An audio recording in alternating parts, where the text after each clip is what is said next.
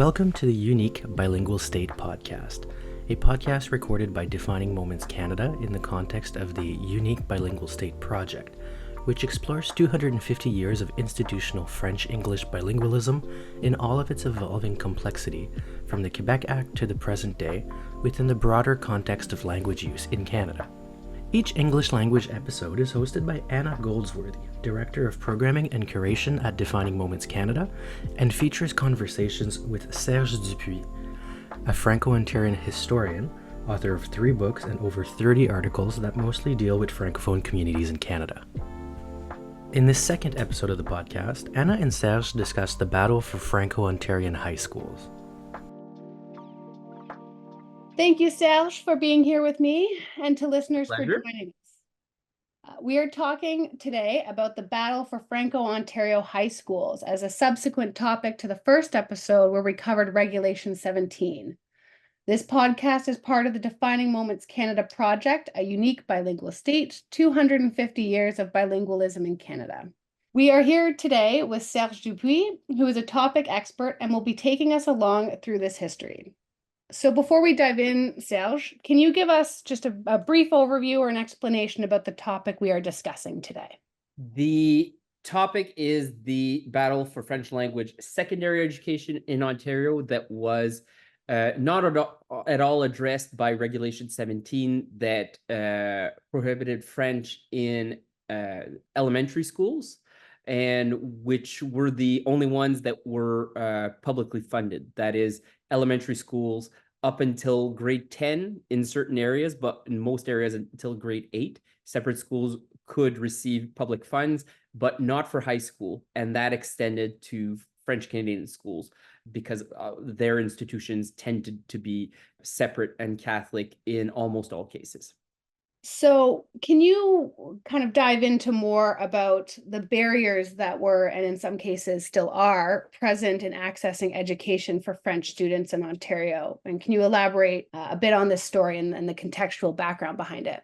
So if we go back to the Constitution of 1867 that protected the separate school systems that existed in Upper and Lower Canada, they tended to protect or insinuate that they were protecting the network that was in place.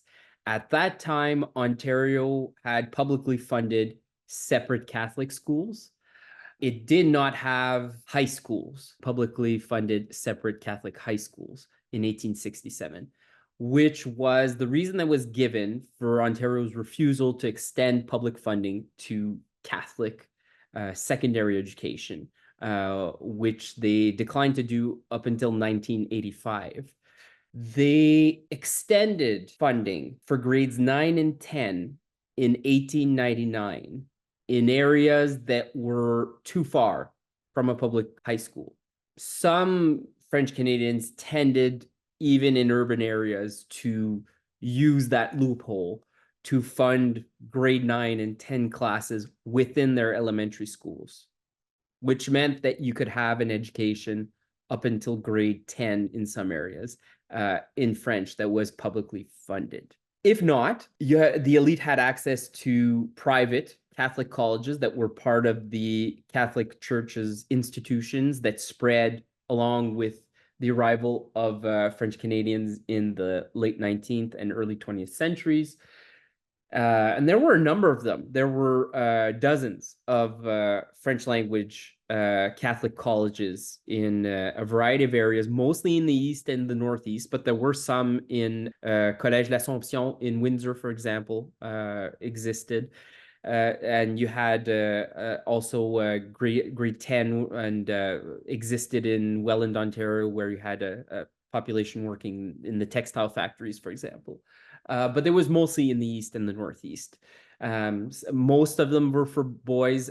Some convents in Sturgeon Falls, New Liskeard, and Ottawa offered secondary school education to adolescent girls also. But they were reserved for an elite who could pay for them. So most kids couldn't go. The very bright could receive scholarships, but again, it was not the solution for most people. Most people quit either by grade 8 or in some exceptional cases at grade 10. Some kids who were bilingual enough to go to the high school had access to a special French class, but it was like a subject like the others. So some kids could take Italian or Spanish, and they could take special French, which was a grammar and literature course for Francophones, for mother tongue Francophones.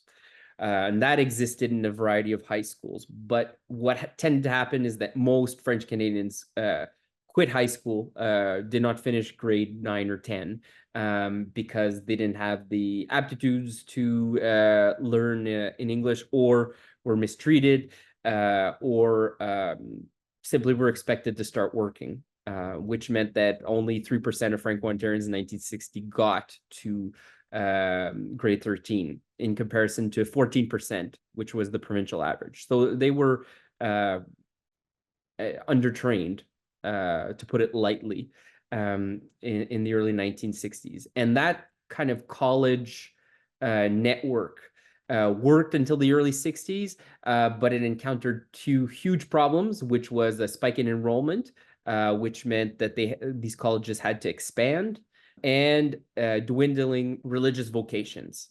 So with fewer priests and nuns, it meant that we needed to hire lay teachers, often men who were providers, and you had to pay wages instead of a pension, which is much more expensive. So these colleges ended up with million-dollar debts in the dollars of the 1960s and had to shut their doors. Most of them shut their doors between 1962 and 1967. So this network is in crisis, especially after the Great War and the 30 glorious years, les 30 glorieuses, as we say, of economic expansion after the war, where secondary and post-secondary education was valued and almost a requirement for baby boomers in order to advance in a service economy.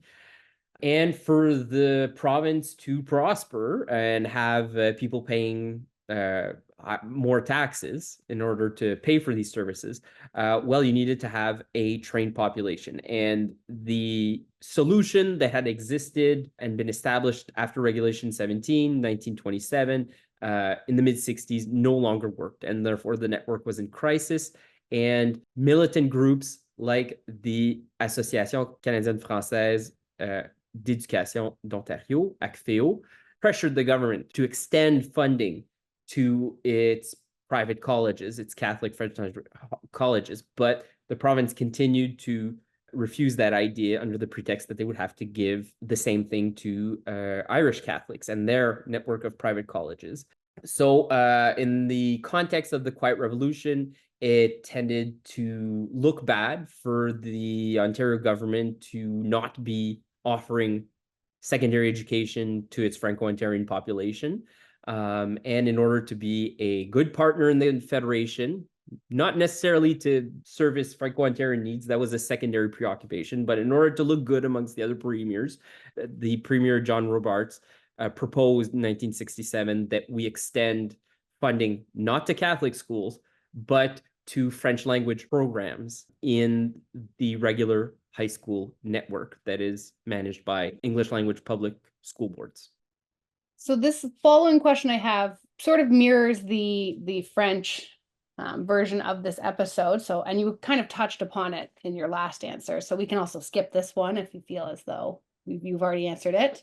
But the dates you mentioned, there's two distinct, I guess, clusters of moments that happen in the 1910s and then again in the 1960s.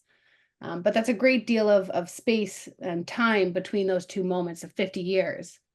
So why do you believe that this progress was so slow, even in spite of there being a fairly robust population of French Ontario students?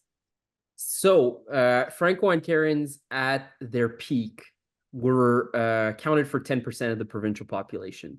They were a majority in certain counties of eastern and northeastern Ontario, and significant minorities, 30 to 50% in cities like Ottawa, Cornwall, and Sudbury or Timmins.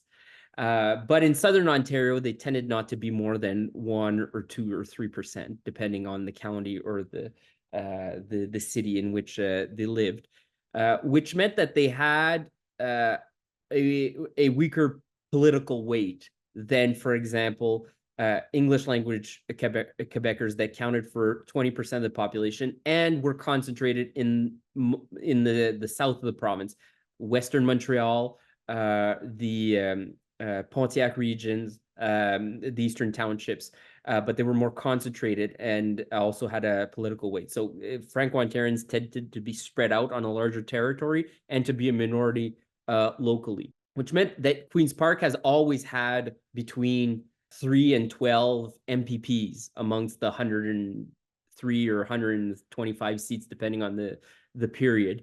So there were rarely governments without at least a single Franco-Ontarian. I can't think of one in the last century, but they tended to carry not much weight because elections were not lost or won with the support of the Francophone minority, which wasn't the case in Quebec, for example, where the Liberal Party depended on the Anglophone community still today to form governments, and in New Brunswick, where Francophones counted for over 30% of the population, and it was almost impossible to form a government without significant Acadian support. So that changes the local political culture when the official national minority doesn't have the weight that it does in the other two neighboring provinces. Which means that, again, what the judge had said in the case of Regulation 17, that whatever we gave French Canadians was in the nature of a concession, not a right,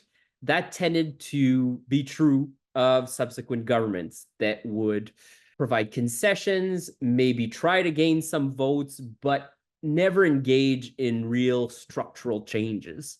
The ACFEO that had been founded in 1910 wanted a complete schooling system.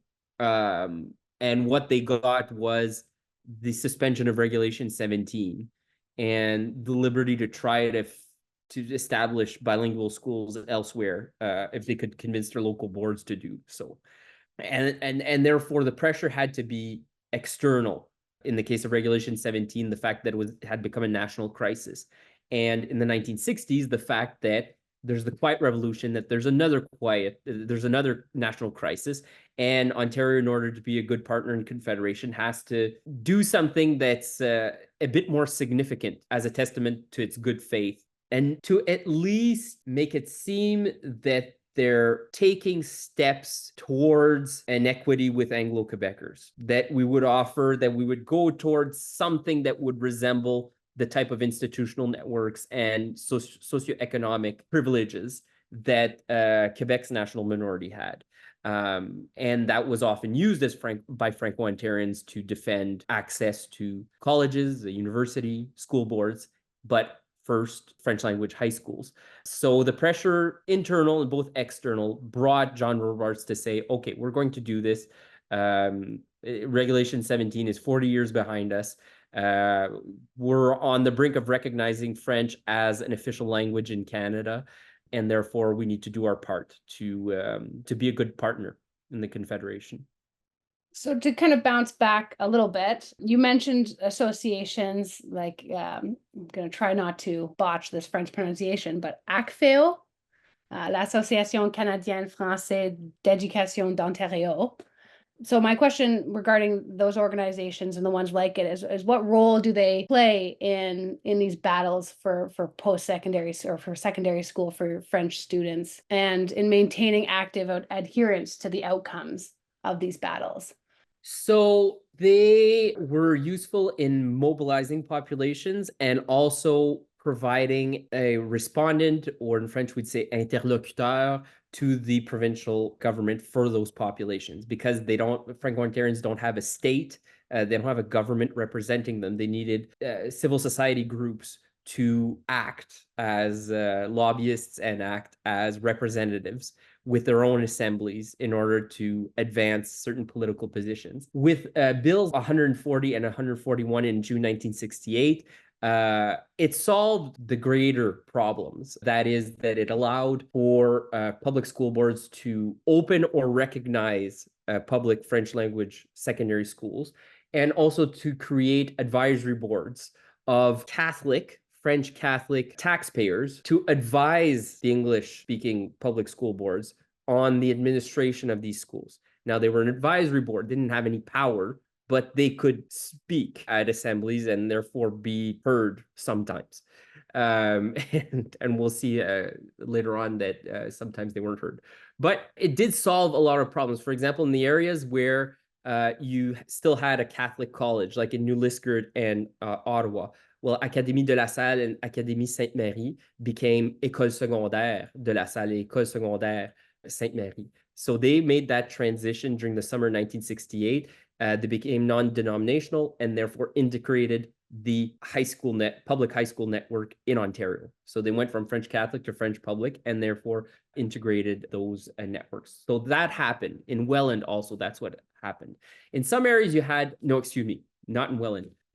In certain areas that happened. In Welland and in Castleman, for example, you had majority French high schools where most pupils were learning half their program in English, but they were so numerous that ultimately the parents and boards were able to simply transform its status from bilingual high school to French high school, even if it was already public. So that happened during the summer of 1968. So that solved some problems. And then you had a third case of school boards where the high schools were exploding. They had too many kids and they had a dozen portable school classes and just needed to build new schools because the baby boomers were in high school during those years.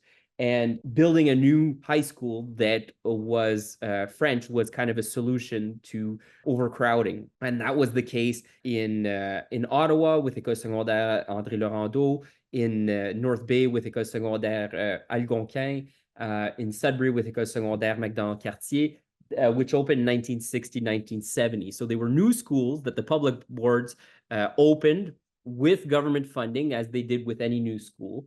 And this was seen as a way to increase the tax base for public schools and to find a solution to bilingual high schools that had become dysfunctional, had no room anymore. So that happened within pretty much a year and a half, 2 years in a lot of areas. It became trickier in areas that, in schools which weren't overcrowded, that could accommodate, physically at least, English-speaking or French-speaking populations. In areas where you had an English minority that had more rights than the Francophone minority. The example that comes to mind is the high school in Sturgeon Falls. If we want to dive into one example very specifically, in Sturgeon Falls, the boys from the elite tended to go to Collège Sacré-Cœur in Sudbury or the Collège de Cornwall. Girls tended to attend Collège Notre-Dame in Sudbury or the convent in Sturgeon Falls. Now, 3 of those 4 schools closed in 1967, 1968, which meant that French-Canadian elite that had been trained by professors who were from Quebec often, or were Franco-Ontarian, but who loved the language and were very educated. They ended up in these high schools with lower class people, with Anglophones, and who tended to maybe to snub them, to look highly upon them. And professors were majority French, were majority English, even if the school population was majority French. And that elite that transitioned from those private schools that closed and were forced to go to that bilingual high school tended to be the militants that defended the building of a new high school within Sturgeon Falls.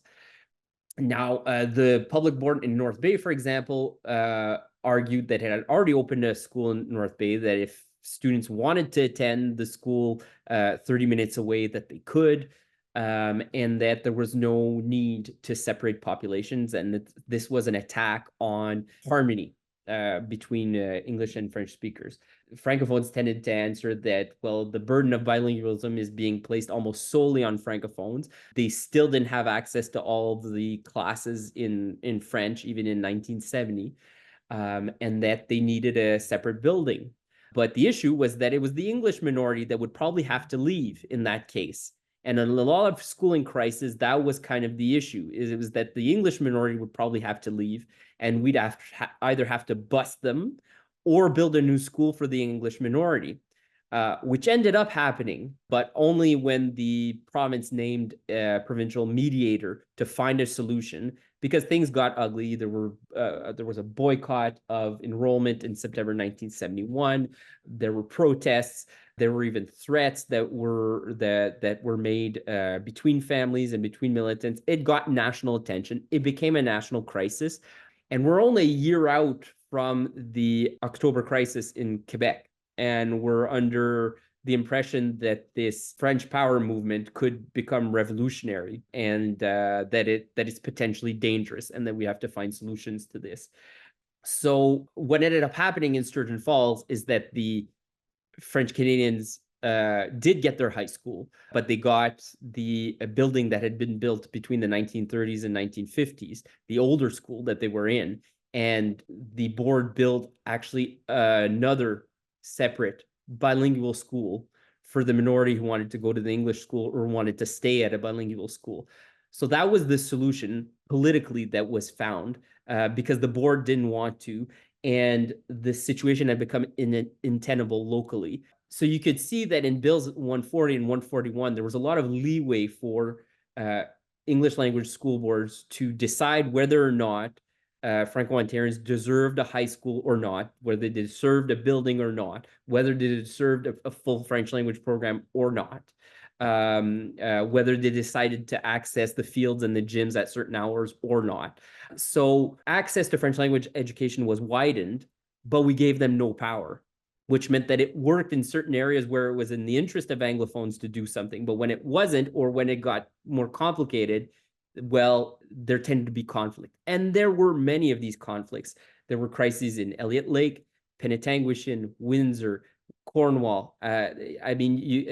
Nepean. There were Dubreuilville. In the 70s and 80s, there were schooling conflicts that emerged almost every year because of difficulties with Bills 140 and 141 and conflict between the Anglophone trustees that had the power in these public school boards and the Franco-Ontarian parents that no longer had the private system that had provided at least a secondary education to their elite up until the 1960s. So they, in a way, yes, they were fighting for something new, but they were also trying to find a solution to something that they had lost because the province hadn't moved in to save that network that had new needs. And they found that unjust in a bilingual country, right? With the Official Languages Act in 1969 and the other measures that were adopted in the 1970s. That's really interesting just because, well, for several reasons, but one of the primary things that comes to my mind just in you discussing this condensed but very, very broad and multifaceted history is that we're talking about, a century or even more if you want to go back to Europe of conflict between English and French speakers and kind of setting out boundaries and terms and deciding who gets what and when and that kind of thing. But there seems to be a really big turning point that happens in the 1960s. I know we kind of touched upon that in terms of population growth and in terms of immigration and movement within Canada. But could you kind of condense what exactly is it in the 1960s that really causes this shift to happen? There was an impression that was verified by data in the 1961 census that French Canadians were disadvantaged socioeconomically. Even in Quebec, they were the poorest group after Indigenous populations and the Italian minority, and that people of British and American descent tended to be on top. They had more wealth and tended to have better institutions and a better grasp on public money. And that could be seen in Ontario with the disparity between public and separate schools. Separate schools didn't have access to commercial property taxes, and public schools did, which meant that the separate schools tended to be poorer, of lesser quality, and therefore provide an education of poorer quality. They often had religious personnel that were often not trained to be teachers or didn't have the vocation to do it, and that they were thrust there because they were cheaper to hire. So this kind of inequality and this argument that this is because you were conquered kind of worked poorly in the 1960s. And there are other social movements for the justice of African Americans, for example, where it's not because you've been enslaved that you were worth less or that you should have access to less. This might have worked in the early 20th century when inequality was just part of Western society. This was seen as untenable and intolerable, especially in an era of prosperity and of high idealism. The idea of renewing democratic participation and social justice. And therefore, linguistic causes were seen as a cause of social justice in the 1960s. And inequalities were seen as intolerable, and therefore these ideas were adopted by governments, liberal and conservative, should I say. And we should specify that it was progressive conservative. The PC governments of the 1960s and 1970s actually tended to be more progressive than conservative in the pursuit of social justice. They tended to want to do things slower and to respect certain traditions and norms, family and religion, and certain values that had been the bedrock of society, that the government shouldn't do everything, but that government should help people attain social equality if they had the aptitudes to do so. So this was part of a larger context of social justice. And for Franco-Ontarians who, were also concerned with workers' issues or access to land or, socioeconomic issues, also saw the cultural and linguistic barrier as one that was not representative of a pact between two peoples, which was still the way that French Canadians tend to see Confederation in those years. And Anglophone politicians tended to accept that vision of Confederation more in the 1960s and 70s. That conception probably hit its peak in the 60s, 70s, and early 80s, which allowed for certain things that were seen as impossible or improbable prior to the 1960s to develop quite quickly at a surprising rate, and which also frustrated some politicians and some parents and some people who didn't think that things needed to change all that much. So that brought about some tension, or that they were, the old expression is, shoving French down their throats. Whereas the Franco-Ontarian population tended to say, no, this is a question of equality, social justice, and we just want to have equal access, and maybe to have something that will resemble what Anglophone Quebecers have had since the 19th century. Doesn't sound like too much to ask, but apparently, according to Most people politicians, did think it was too much to ask. So we'll just we'll cap it off here, and with one final question. What would you feel are the major impacts of this battle or series of battles, and what are some of the tangible outcomes of these battles, and what does this mean for Franco-Ontarian schools and students in the years to come? It's a big question. So there are a lot of questions in there, but I'll start with the first one. The schooling crises of the 1970s and early 1980s informed the writers of the Charter, the Canadian Charter of Rights and Freedoms in the early in 81. The charter was adopted in April 82 with the repatriation of the Constitution, and the wording of Article 23 that guarantees Canadians who were taught in the minority language in Canada the right to have their kids instructed in that language for their elementary and secondary education where numbers merit. So it meant that you couldn't have a school with 2 students, but 20 was probably enough to have a French language administration and program. Article 23 also included the idea that it was the word in French is établissement de la communauté. And here we're in the juristic lingo where words don't mean exactly the same thing in French and in English. The wording in English is facility, but établissement de la communauté has a connotation of belonging. So it means, and so facility is more than just a building, it's an institution, mostly in the French version. So the idea, and this was written by Jean-Robert Gauthier in large part, who was the Liberal MP from Ottawa-Vanier writing. And he was aware of all these schooling crises and said, we need to fix this because this will never end. We're going to have schooling crises all across the country forever if we don't clarify what the constitutional obligations for schooling rights are. It's the only article that offers positive rights to minorities. Usually it's what the government can't do to you, but here it's something that the government has to provide you. And it was modeled so that for the Quebec situation in part, because it meant that it was seen as a guardrail because we were fearing that the Parti Québécois government would take away English speaking rights, which it never did. But anyways, the Liberal politicians thought that. So they said, well, we'll protect the Anglophone Quebecers this way. And we'll also provide this to Francophones outside Quebec that had, in New Brunswick, you pretty much had already a full system. In Ontario, in most areas, you had primary and secondary education in French in the more populated Francophone areas, problematic in the smaller areas, as we discussed.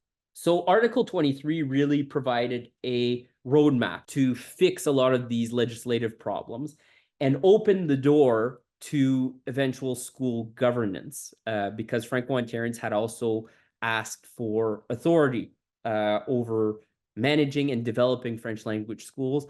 There was a government report by Dr. Henry Mayo in 1974 that had recommended a French language Catholic public board for Ottawa Carleton, for example, but the government didn't budge on that. They didn't want to create a third set of school boards in the province.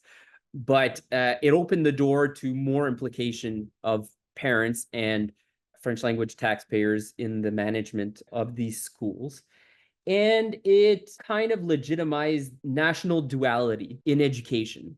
It's the only area really where you have two separate, I should say distinct, not to confuse with Catholic separate schools, two distinct government institutions.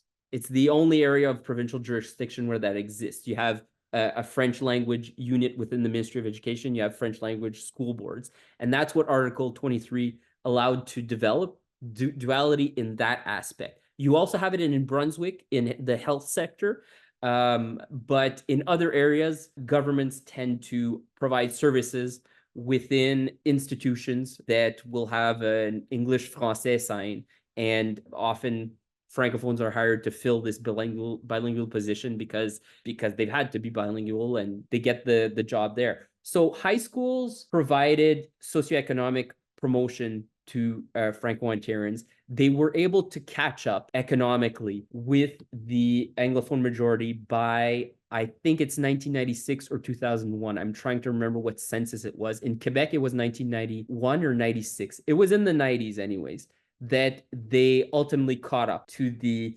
provincial average, and access to education and secondary education and rates of dropouts also tended to join that of the majority by the 1990s. So it took about 30 or 40 years to attain that level of social and economic justice, and ultimately allowed for the number of French language secondary schools to go from about 20 in the early 70s to over 100 today.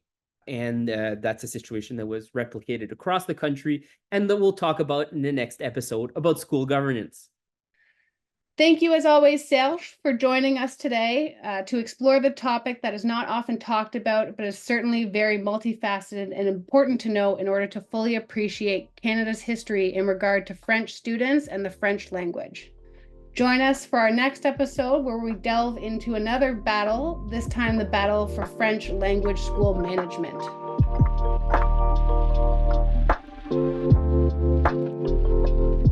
If If you found this podcast interesting, make sure to listen to other episodes of the series and to check out all other articles on the Unique Bilingual State Project page on Defining Moment Canada's website.